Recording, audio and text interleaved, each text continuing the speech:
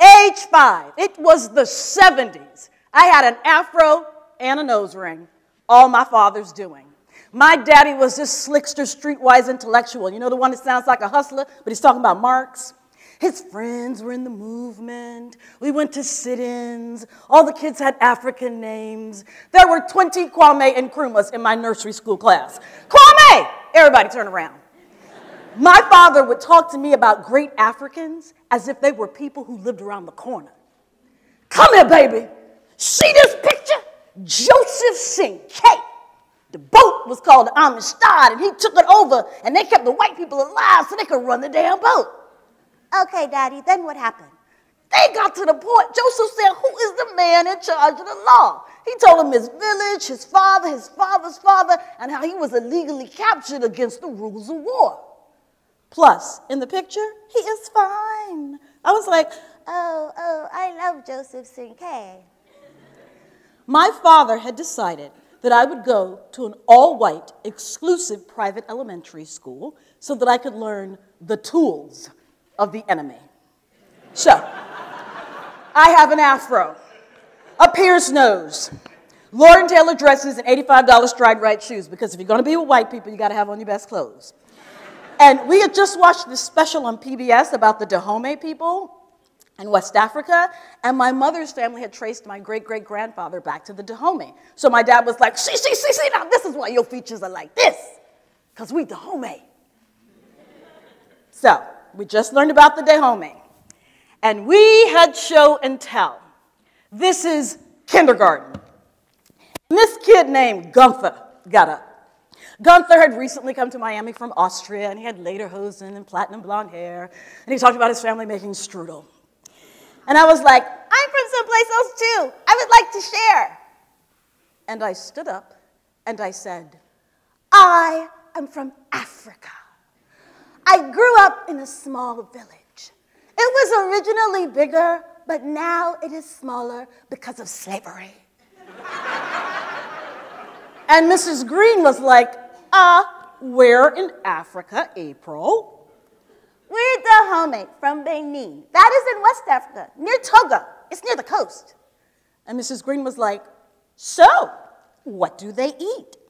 And I said, rice. And what else? Different kinds of rice. And she called my parents, and she told them I had a problem with lying. This school calls me up, you say, we are concerned, your daughter has a problem with the truth. You call my job, I come to the school, principal sitting there with the teacher, no child, I say, I'm giving you all my goddamn money, is the child gonna be present? And Mrs. Green was like, well, we feel it's important to talk to the parents and establish a rapport. Well, the accused person, she'll be able to stand here and defend themselves if you got something to say. She's just a child. She's a person. And they brought me into the room. Hello, April. Hey, baby, how you doing? Why don't I begin? At Show and Tell today, our little Gunther got up and shared about his heritage, do you know, and some of his family's Austrian traditions, and possibly it seemed as if it were a heritage show and tell. Because afterwards, April said she'd like to take a turn at, April, why don't you tell your father what you said? I said I was from Benin, Daddy, from the Dahomey people. Yes. Well, I don't understand what the problem is. She told you where she was from. Did you think we just appeared here and waved a flag and people came and invited us into their homes? I told my daughter where she came from because no one else here is going to tell her except 1161 Northwest 38th Street. Well, we were talking about literally. Are you going to sit here and tell me literally that's not where my child is from? She's not from where you from. Well, we all know that April is not actually from Africa. Look at me. Where the hell else am I from? I ain't from here. I got dragged here in some chains by some folks that y'all know. Is that why we sitting up in here? Is that why we're here? Because she from Africa? Well, Mr. Thompson, the child looked like she from Africa to me. Where you got her from? Your house? You got some people related to you look like that? I think not. This is some bullshit. And Mrs. Green was like, April, did you lie? You know some people from Africa? Yes, Daddy. Who you know? Joseph Sinkay. Now, did she give you any incorrect information? The rice. Well, the Dahomey people do make a rice. And it's double grain, and they double bake it and put it in stews. The people of West Africa eat a lot of rice. They grind the damn rice. Now, if she got the book and she did the research and she could tell you where she's from, then why you sitting up in here trying to call my baby a liar? See, this is some racist ass bullshit. Don't sit here and tell me I don't know where I'm from or my child doesn't know where she's from. She deserves an A for the lesson she just taught you.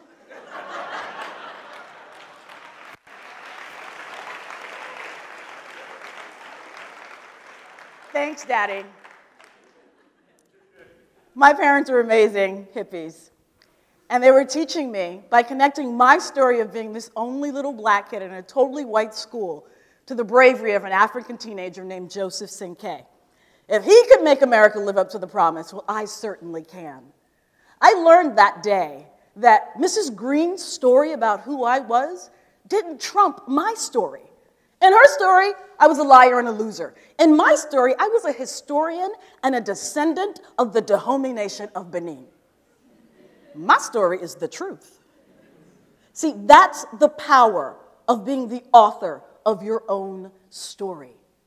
When somebody else is writing your story, there are limits, there are boundaries, there are shoulds and woulds and you're supposed tos. When you're the author of your story, there are no boundaries, no limits. The only boundary is the breadth and scope of your imagination. I was in the South Florida Black Archives doing research for my new play, Good Bread Alley, about my great-grandmother in 1926 Overtown. And I was describing to the archivist my great-grandmother's house. You know, it was green and white, clapboard house on stills, and the corner store here. And I was like, oh, we paid the bill here at the pharmacy. And the archivist was like, you too enthusiastic, quiet. He put on his gloves, he went into the other room, and an hour later, he came back with a picture of my great-grandmother's house in 1911. And then he pulled out this magazine article, and it was a picture of my great-grandmother walking down 2nd Avenue in the 50s, wearing the white straw hat that is now sitting on my altar in my apartment in New York City.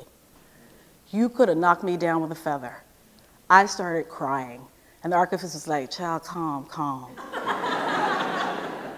The next day was my last day in the archives. The entire staff came in, all the archivists, the secretaries, the cleaning lady who kept bringing me Cuban coffee and pasteles, and I was like, I love her so much. And they said to me, all right, Miss Thing, now you are our archivist. You tell our story. We helped build this city. You tell them we was here and what we did. Now go on. And for the first time in my life, I knew exactly why I was here. And I knew that that was my destiny. That night I went home, and I wrote Good Bread Alley in one night because it had been burbling in the morning pages for years. I took out those black and white composition books and I looked for stories. And I lit my great-grandmother's candle and I listened to my Afro-Cuban grandfather's stories and music and played Celia Cruz and listened to Shango and I wrote the play. Because they were there going, hello, come on girl, this is your job.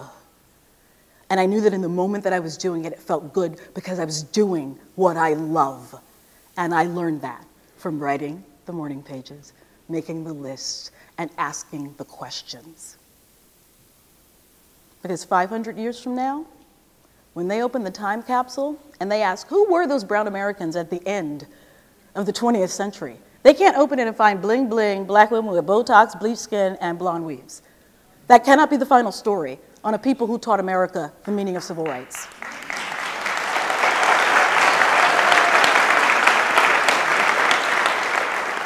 That cannot be the final story on a people who allowed their children to be hosed, bitten by dogs, lynched by the Klan, to march down the streets and fight for civil rights. That cannot be the final story of a people who arrived here on their knees and within 150 years put a black man in the White House. That cannot be the final story. Because we did that, all Americans. Good, bad, or indifferent, whether you like Barack or not. Black people, white people, Asian people, Latino people, we got together and made a decision. That's phenomenal. 150 years, we did a turnaround. And I come from a people who taught us how to do it. It's my job to write their story. What's your story? What do you dream about? What's your heart's desire? No ifs, shoulds, limitations. The sky's the limit. Write it down. Make the list of what you love. Ask the questions. And listen to your heart. Your heart holds your dreams. And dreams are life's fuel. When there's no more dreams, there's no more life. Listen to love's heartbeat. Listen. Life is everywhere, waiting to be seen, to be heard, to be celebrated. Thank you.